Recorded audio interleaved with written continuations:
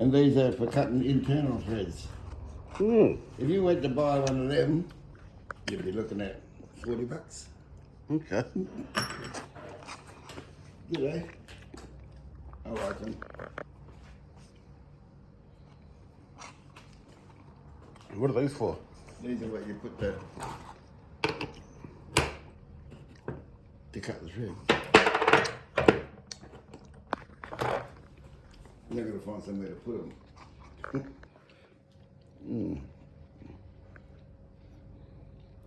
Like that.